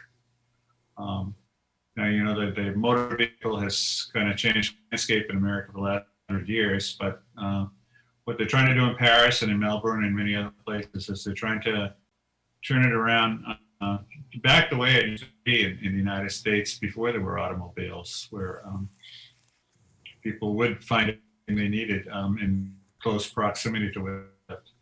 So the question I'll throw out for the committee is, do you see this as desirable? And if so, what would it look like in Kennebunkport? We kind of do have some remnants of that, right? Cape Porpoise, and they had their little clusters of things, right? Right. I guess as far as businesses, I think the struggle with that is, how do you break that up, and what ordinance land use or land, zoning has to be accomplished in order to do that? What do you encourage in certain residential areas to accomplish something like that? Writing the zoning, it's actually the easy part. Saying what people want, what embrace. But that's what I'm thinking more of the buy-in, of having that change in feel. Yeah, I mean, we, for those of you that participated, with the village parcel discussions, I think that, you look at a graphic like this and all of these things, and it's pretty tough, to come up with an argument against it, right? I mean, these are all great things that I think, like I look at those and say, absolutely, like I'd like to walk to all of those, within a 20-minute time frame. And so I don't get the sense that there's, you see any, opposition to that type of, to a buy-in, in terms of, this planning concept. I know where we did, as we introduced some of those topics, and, started to talk with folks a bit about, like, here's what this would look like, from a performance standard perspective, or even visually, it was a bit of a tough sell, and especially as we were, asking folks to, to think about these types of options, for the town, village parcel. But I do think, this type of concept, most definitely needs to show up in the comp plan, in some way, shape, or form, that, the traditional village development that, that ironically occurred without zoning, is what you now see a lot of communities trying to get back to, and yet, craft a performance standard around. Yeah, Warren, my observation of that exercise that met with opposition in that sort of phase one part of it was people not having garages and parking their cars on the street in the winter for the sake of living in a village where there would be stores on the first floor, or, some kind of alternative than what they were used to. Sure. Yeah. I've lived in cities, so it didn't strike me as being strange or weird or at all. But there were a lot of people who, to me, seemed to be, everybody's like, oh, no, we could never do that here. Right. Yeah, no, and you're right. I mean, it's not uncommon, is that whenever you come across something in a concept that all of a sudden is very different from your current worldview, that, it's tough to imagine, life like that. And lo and behold, that some people actually do quite fine with that. But all that to say that I think these concepts, need to be included in a plan for sure. It's the only way that we start to, help develop, some type of a standard that gets us there. In this graphic we're looking at, I'm looking at local shopping centers, I'm thinking groceries and local health facilities. I don't see too many of that service in town. You guys, you're gonna have to, because I don't live in Kennebunkport. When you grocery shopping, do you leave town? Right? You go someplace. We have nothing. How How about if you go to the dentist, the doctor, you got to go out of town too? It's- Minute Yeah. drive. We do everything. Yeah, you can't get gas in town. Most Well, things you you can't get it do in. We have Bradbury's Market, In Bradbury. which has just about anything you need. Right. Other than that, it's difficult to be within a 20-minute walk or bike ride of things that you need. Right. And- It's how- Part of, I mean, it's part of that just is we're in Maine, where, you know what I mean, some of it's rural, and unless we're willing to buy in to change that to have those little clusters, you know, Maine is somewhat spread out, you know. Right. It's Well, And we're it's- not a metropolis. We're not, you know what I mean, or even like a suburb, you know. Suburbs are even getting to the point where they are very dense, you know. It's because of populations. Well, and I think too is that it's not that, you know, it's not that the ordinance, you know, doesn't allow for some of these types of things to happen. It's just, you know, what we wind up seeing, you know, in terms of, you know, the predominant, you know, development patterns are residential, you know, and in terms of the cost of land, you know, property owners are going to get more money for a house lot than they are, you know, having a conversation with, you know, Cumberland Farms or, you know, someone like that, you know, for a gas station. It's a risk. It's a risk to, you know, buy a lot, conform the parking lot, have everything safety and everything else, and then say, what am I selling, and what's my break even point? Right. Yeah. You know, Yeah. and especially in a seasonal, am I going to get enough buy-in from the locals? You know, Bradbury's would be a perfect, you know, I mean, they're a long-standing success, but I'm sure they've had struggles and some of the evolving changes, you know. Yep. They would be the perfect person to talk to, you know, Yep. So ask about that. just even, you know, pick up on, you know, the gas station conversation. You know, there's a property owner who actually did, you know, some of the legwork in terms of, you know, doing some of the research as to whether or not, you know, what the viability, you know, would be in terms of, you know, gas station corner store type thing.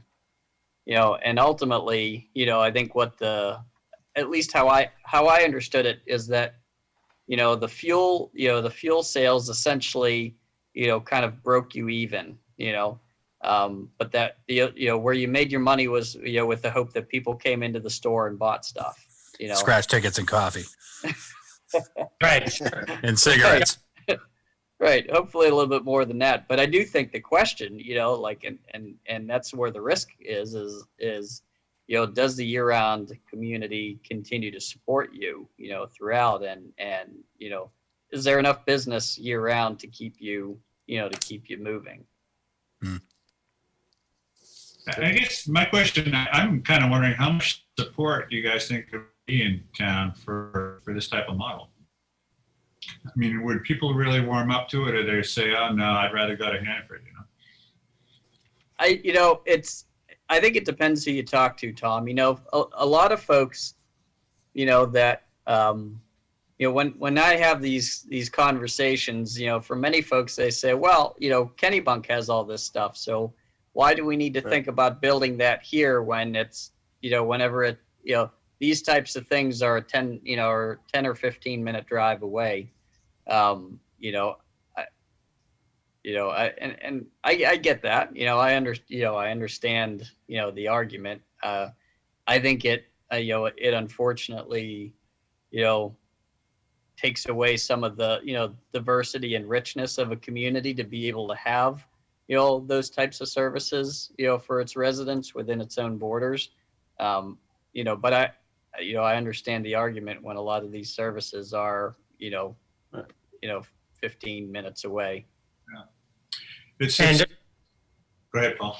Yeah, I was just going to say, and our population in the, you know, first 6 months of the year is, you know, so small that, you know, if the business was there, people would have been operating these businesses before. Right. But we've seen a business after business after business leave us. You know, we used to have a hardware store and a gas station. Then we had a hardware store there, and you know, then they left. Hardware. We used to have Winks, where you could go get a sandwich. You know, I guess that's right on the edge of town. You know, and they couldn't make it. And you know, it's the long winter season. Right. Yeah. And the price of land and the price of, you know, building in this area, you know, are all very, very difficult. Yeah, I'm having trouble seeing, Werner, you said I see it should be fit in someplace, but I'm having trouble seeing it. Well, I think it's got to be catered to things that meet, you know, what we see as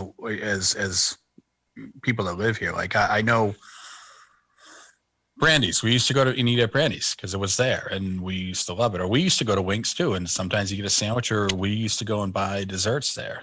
You know, so it's things that are the expectation of what we see in the area. You know, those to me, excuse me, are things that are probably going to survive the wintertime more often than, you know, we're talking little clusters of other things that are more specific. Gas stations I just don't think would fit, but the local convenience store, not a 7-Eleven or a Cumbies, but something that's more, you know, you'd see in other communities where it's a convenience store, you see locals stop by, or I know it sounds weird, but you know, you're tagging your deer, or you're doing something, you're just, you know, you walk in and see your neighbors, you know. Yeah, no, that's not weird at all. The one thing that I've noticed that these folks from Melbourne left off their wheel is coffee shops, and they can serve as really you know, a center of the community where a lot of it really strengthens community bonds if you have 1 or 2 or 3 or 4 coffee shops that people you know, they get in the habit of patronizing frequently. Yeah, and again, it's like that was, you know, we'd go and have breakfast at Brandy's and we'd drink coffee. That's, you know what I mean? You'd see local people, you know? Yeah. And you know, and I think we've talked about this, you know, whenever it's in the summertime and those businesses are, you know, being fully supported, you know, it's, you know, I think those are viable businesses then. You know, I know, you know, as part of the short-term rental discussion, you know, we looked at just how many you know, what does the property ownership look like in Kennebunkport, you know, and I think what I saw was, you know, looking at our property ownership is that 40% of the property is owned by folks that, you know, that don't live in town. Yeah. You know, and so, you know, that hence kind of the seasonality of what, you know, of what we have going on. I think the concepts, you know, people like the ideas of some of this, but it's when the rubber meets the road and you actually have to start, you know, making the hard decisions to bring these types of things to reality, I think is where, you know, where there's some struggles. Yeah. It's a tough sell to like look at a big like cluster village where, you know, we would see before, you'd see a 3-story place and you'd see the big windows on the first floor that would be retail, but you know, you'd have 2 families living upstairs somewhere, you know. You still see that in certain places. They're not run that way anymore, but you could go down the Village restaurant in Kennebunk and, you know, you kind of go down, you can kind of see some places that used to be like that, you know, where you'd see the store on the bottom and somebody's living above it, or 2 families living above it, or whatever, you know. Southport was the same way. You go down off of Route 1, you know, not Route 1, like you're going down towards the college, you see places that are like that as well, you know. But yeah, I mean, I think, you know, it's that year-round population, you know, you have that need for the year-round population to be able to support a lot of these types of things to make them viable. mm-hmm. Yeah, we're so far from, Route 1. Basically, it's a 20-minute trip Right. to get from Dock Square, out to, if I drive to Gray, Maine, half of the trip is just getting to Route 1. Yes. And then, Right. Yeah, the proximity to Route 1 and the highway is a mix, it's a blessing and a curse, in the sense that, we're far enough off the beaten track that, a lot of your bigger businesses and industries don't consider the community, because of exactly that, those distances and those times, but at the same time, being off of that, that track has, kept the community hidden from some of those, larger elements as well that, that I think that folks would really struggle with. Yeah. I know when I go to Sam's, I'm going to buy a bunch of stuff, but when I go down to the landing store, I want a sandwich, Yeah. and I want the landing next to me, not a Sam's. Yeah, you don't want Sam's next to you, right? No. Right. Maybe a parking lot that I own. How many businesses in town are really gathering places for year-round residents? not many. As if none. Bradbury's, a few tables. I mean, this is all pre-COVID. Yeah. Right. We'll have post-COVID someday too. Yeah, I know. But there really isn't any place in town. There's no coffee house. Mornings in Paris actually has a pretty decent local regular business. That's in the next town. I Yeah.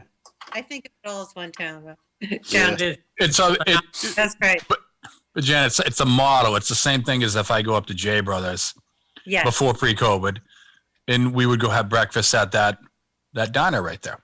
Yeah. That's the same. You could walk in there and see people you don't know, but they're locals, and they would just chat up a conversation with you.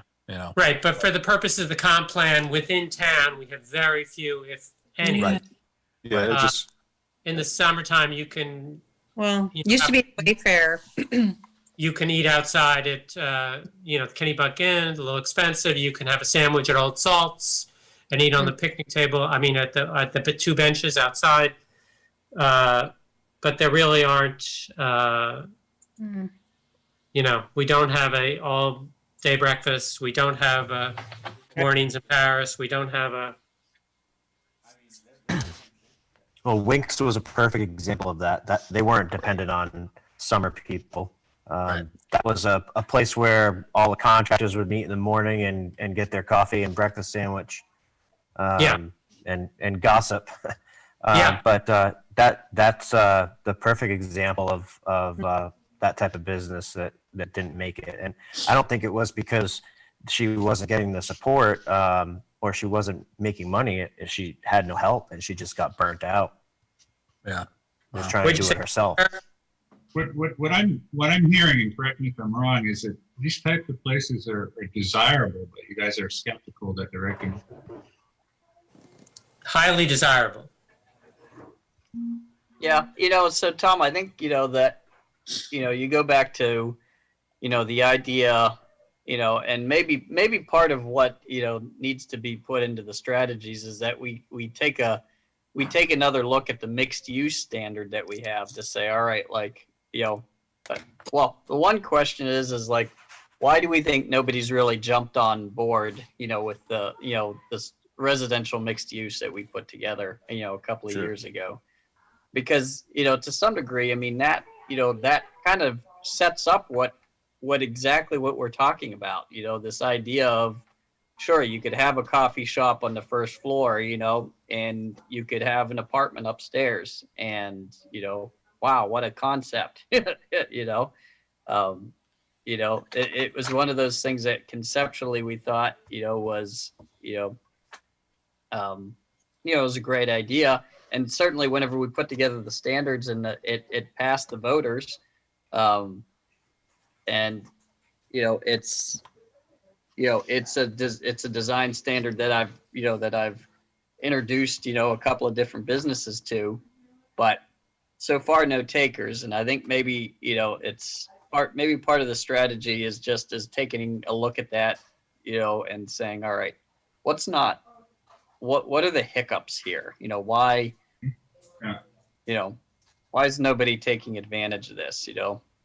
I agree, Werner. That's definitely the way to go. First, I was trying to establish that, okay, this is a desirable thing. We'd really like something like this.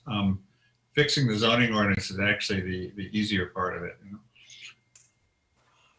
Hey, Paul, Yeah. what do you think? What about the general store down your way? How have you seen that change over the years? Did I know they don't sell gas anymore, but I mean, when we go to the beach, sometimes we'll go in and get a sandwich, and the kids like to get candy, but Yeah, and they kind of over time expanded to do, breakfast sandwiches, lunch, and pizza. It was particularly after we lost the place along Dyke Road that used to, serve that purpose. You could, you could get a meal or get something quick. Yeah, it'll be interesting. I think the current, I had heard the current guy who rented the space is not coming back, so it'll be interesting to see what happens there. yeah, it's just a matter of finding something that supports the locals, during that winter time. But So, Yeah. I mean, the good news is the season compared to 15 years ago is much longer than it was. right, I think we can thank the resort collection for that, for bringing people here much longer. And the boats and I'm talking about the ability to support those businesses. If they were just reliant on, a 10-week season plus the locals, it's very difficult to make it. Now we've got a longer season, again, pre and post COVID, where you have a lot more people in town, through the fall, in the spring, whether they're staying in a hotel or in a short-term rental.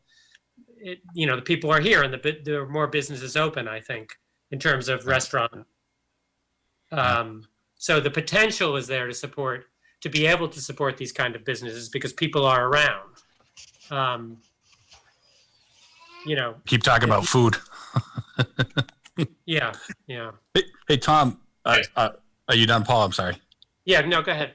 Hey, Tom, I'm sure you've done this quite a bit, and I'm going to bring up something that, I'm sure has come up and is sometimes a point of contention for other communities, and it's food trucks. I know you brought up a coffee shop, and I know some people even do it that way. Have you seen other communities discuss that and how that, comes into play with what we're talking about as far as businesses, and that's more mobile. It's not like a larger risk in relation to buying real estate and, having a bigger, financial burden. right. Has that been discussed at all? Well, certainly in my neck of the woods, it has. It's very controversial in Portsmouth because Portsmouth has a lot of people making money off of restaurants, and they see the food trucks as a threat Mm-hmm. because they're not paying the property taxes. They don't have the overhead. They just swoop in, serve up delicious food cheap, and then they swoop out. Yeah. So the restaurants are very anti-food truck. And interestingly enough, the food trucks all ended up just across the river in Kittery. Yeah, right. Those Yeah. Mainers, they're more relaxed over there. They're not going to hassle us. And sure enough, I mean, it's a thing in Kittery right now. I just look at that as sometimes, look at those and I guess I would probably encourage it. I remember going to Home Depot in Biddeford and seeing the guy there on Saturdays or days, he, serving up hot dogs. That'd be my kids hey, you guys want some hot dogs? Let's sit down. And I talked to the gentleman, and now he's over on Route 1 in the industrial hardware parking lot. Mm. But we still stop there and, he's like, hey, how's it going? So, Yeah. I don't know. They've really diversified. That food truck industry is not like it used to be. You can get some great food and all kinds of different food. Yeah. And you get great value. So I'm a fan of food trucks. Werner, how do we handle food trucks in town? So, so some communities have a separate, they've got a separate use designation for food trucks. In our ordinance, we would treat it no different than any other type of, restaurant use, and I think that's part of what, whenever there have been discussions with folks about food trucks, has been, part of the issue is people, some people don't want to go through a process, right? Or they want as simple, they want as simple a process as possible, to be able to go through. The flip side is that, you want neighbors and abutters to a potential site to have a lot of process, that, something, like that would potentially go through. But that's how, in the conversations I've had with folks, that's how we deal with it. I mean, it would be it would be a restaurant use, that would go through a planning board process. However, what we also say is that if you're having a private event, at your home or on private property, then, at the same time, I don't look at it as any different than if you bring a caterer onto your site for a specific event, in terms of looking at it that way. Certainly folks bring, caterers to their property, for a specific event to provide food service. And I don't see that as rising to the level as being a separate use for, for a one-off, event. They do have to, they do wind up getting essentially a temporary Vittler's, license, during that time frame. And, that goes through the clerk's office, and they make sure that they've got the appropriate food license that's issued by the state. James, is there any place in town where you could see, like you obviously you're not going to put food trucks down in Dock Square. Is there any place in town that you could see a food truck or food trucks as contributing to, community and providing in town, since we don't have a coffee shop, is there any place, where you could see such a thing happening? I mean, obviously we have. Yeah, I don't know. I just brought it up because I know. A good suggestion. But it is one of those things. It's like, I think Warner, or I'm sorry, Tom, brought up the point where, you're going to have restaurants that will fight. The same thing happened in Portland. They're like, the guy's selling hot dogs and I'm selling filet mignon, but I'm threatened by him. You know what I mean? I know when I walk out, and I know when I want a hot dog, and I know when I want to have something different. But they, I think they worked with the local government to say, hey, listen, you can't be within a certain range and this and that. And I think but if you're on private property, there's nothing they could do about it. But, I don't know. It's one of those things that I think they would have to figure out how to establish themselves and get, like anything else. It's like a hardware store. You get the brand loyalty of the locals to continue to come. And, I like food trucks, but it's one of those things like, what are they going to sell and make money on, Yeah. I mean, it's a good question. I mean, I would think that, if you had a location that made sense, that could be, that would be designated, where you could have, a food truck or two, I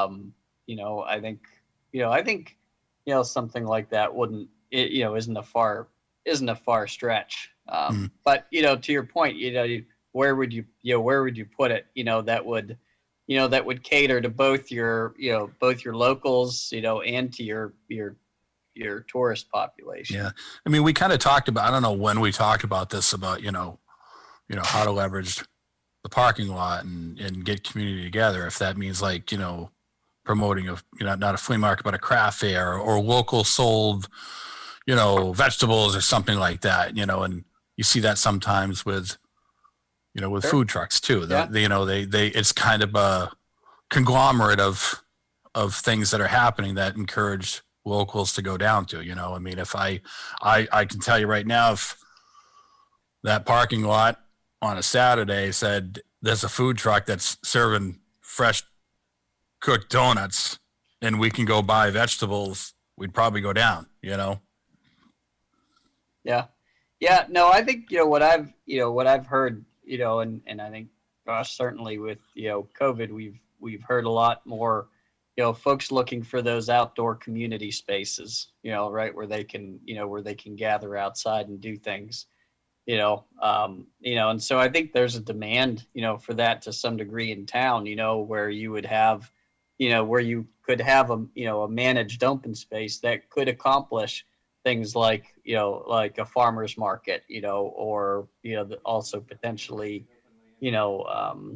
some food trucks in the summertime, I think there's a demand for that. The devil's in the details as far as like where you put it, Right. But yeah, I think that's just that, I mean, that's doesn't really fit the mold of, what Tom is referring to as, a permanent structure, you know what I mean? But it could be anything, I mean, that's how caterers, or somebody that's, like kitchen chicks, they have their store, but, a huge part of that is they're making, that kitchen is producing for other means, But you have like the, I've been searching my brain for location, and, seasonally you have, the school parking lot just empty, sitting there without a single bit of activity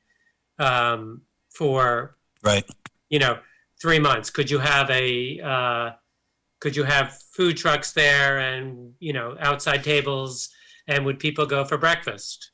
And, if there were some food trucks there, and, I'm thinking of that food truck like thing on the corner of Log Cabin Road and, Route 1 by that flea market where, different people have opened up from year to year, but it's essentially just a food truck. With a bunch of outside tables, and in good weather, people congregate there. If they're going to the flea market, they stop for coffee and donuts first or later. But if there were something like that, a consolidated that you could do in the weather, I could see bikers stopping there. I get bikers who stop and say, is there any place to get, by where I live, is there any place I can get a hamburger or whatever? Oh yeah. Yeah. I mean, we do that, that's the perfect match for, going down and getting something to eat and driving around, Yeah. Those people that we were worried about just are driving through. We need to tell them about that. Yeah. So they at least stop and buy a hamburger or a donut. Hey, just good conversation. But I know, just in terms of Werner and the licensing, I know that in places that have embraced food trucks, they've had to relax their standards and their heavy regulatory hold on restaurants. The ones that have done it successfully, in my understanding, in urban places, they've taken a different approach toward food trucks than standard restaurants. Right. And food trucks have flourished as a result. If you make them have the same kitchen requirements as a restaurant, then of course you're not going to have any food trucks. yeah, I mean, I don't think the state of Maine has that as an issue, or else, we wouldn't have the food truck industry that we have in the state, so that, I can tell you that's not governed on that's not a local reg that you're dealing with there. I thought you suggested you would deal with it the same as a restaurant. From a zoning perspective, yes. So from a land use, What you're referring from a land use perspective, yes. Yeah, what but- you're referring to is if go ahead, sorry. Yeah, right. So, so if you came forward and said, hey, you know what, like, I'd like to set up a food truck, at this particular location, because I don't have a separate performance standard that identifies that as a use, I go to the next, closest item, which is going to be, a restaurant or a food service from a use perspective. So we'd have to apply the zoning standards relative to a restaurant, regardless of whether it's in a building or whether it's in, whether it's in a food truck. Now, you don't have within the land use ordinance, you don't have the same performance standards, like as far as, the code requirements, that I think that, Paul might be speaking about, that a fixed restaurant is going to have to meet certain code requirements, and that a food truck is, isn't going to necessarily going to have to meet those same standards. So in the state of Maine, they're getting a Vittler's, they're getting a food service license that's issued through the state. So what, this, I guess there's two ways. I don't know if this is what Paul's mentioning. Like if I set up a food truck down at the end of my driveway and have a little bit of gravel area, in order to do that, I'd probably have to get some kind of a variance, at least go through the planning board. Right. And have it public discussion so all the neighbors get notified and they have their say, and it would probably turn into, well, we've never done this before, so we're not sure if we can do this. You know what I mean? That would be a point. Yeah. Some struggle for the planning board in relation to what Paul suggested, which I actually like, is, if we use the school, we're just using the parking lot. We're not, we know we got enough space. You still Hopefully have, we're encouraging local people to come, and not, somebody's not coming from Bedford with a food truck. Hopefully we're encouraging local people to do this stuff, but. And Werner, we've Yeah. talked about farmers markets in the past. yeah, you And, still you just know- have to have a process for it. That's all. Right. Right, but I think, so the question for us as a group is, let's say we wanted to have a farmer's market in town or food trucks in town. What could we do to encourage that as opposed to discourage it? It sounds like if we wanted to encourage it, we would think about locations and areas and come up with performance standards. Let's say the school parking lot at Consolidated. Obviously, we need the school district's permission to do that, but that would be a great place for a farmer's market in the summertime. Well, the very first thing you can Thing to do is, have the comprehensive plan saying this is desirable. We would like to see this. I think that's all I we think have it's to the do. closest. I think it's the closest. right. I think it's the closest approach you're going to get to kind of what Tom's suggesting is to somehow bring back those local amenities, and that's to me, on somebody owning a permanent structure or setting up a food truck or whatever they're going to do on the side of the road on their own property.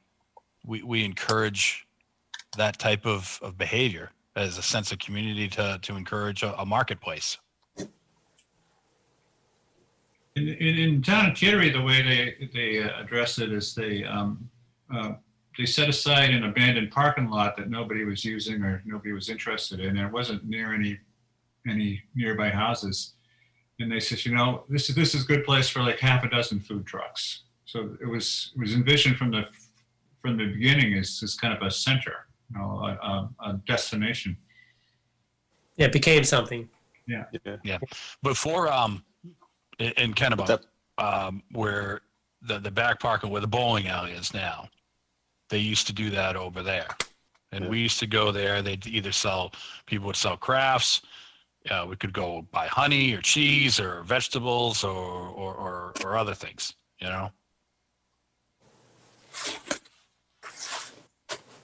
Okay. Hey, we're 20 minutes past our bedtime? past 8 o'clock. It's good conversation. Should we continue with discussion on economy chapter at our next meeting, and then go to transportation? Sure, we could just finish. I think it's important to, Yeah. I kind of want to talk more about if we're going to get serious about the short-term rental part or not. If we're going to Yeah. put that in there or discuss that. So I think it's important to bring up again. So Dan, are you proposing to do both at the next meeting or just the economy? How much time do you think, guys, we need? So like I said, transportation, it's, how big is that? It's not going to be too long of a chapter, I wouldn't think. Who thought the would be, you never know.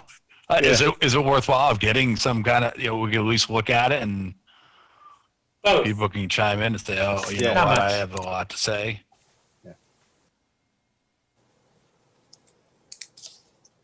Let's at least focus on the economy chapter. Okay. Yeah, why don't we just do that? Should we plan on introducing something new in the next meeting? Or you just want to reserve that for economy? I would say, If you could do something for like a half hour for introducing, so I think we'll probably end up taking an hour, hour and a half. All right. Continue Just with so you economy. know, Liz and I have 2 chapters in the pipeline. One Okay. public facilities and services, the other is transportation. And we're flexible. We could go either way. But what I'm hearing tonight is you want to start off with economy and see how much time is left, huh? You know, if you could do a half hour, 45 minutes maybe. So I think it'll take us an hour to hour and a half, I think, to finish up the conversation here. Okay, let's plan on that. Okay.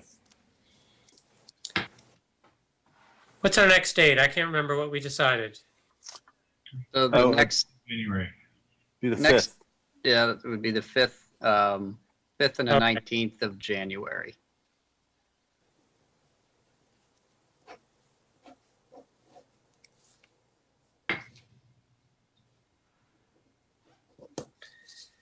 So I'm thinking, I mean, there's good comments. There's, the town's going to change, as you've kind of noted, Paul, with people wanting to get out of the cities and move to Maine and may become more year-round resident up here if they find out they can work remotely.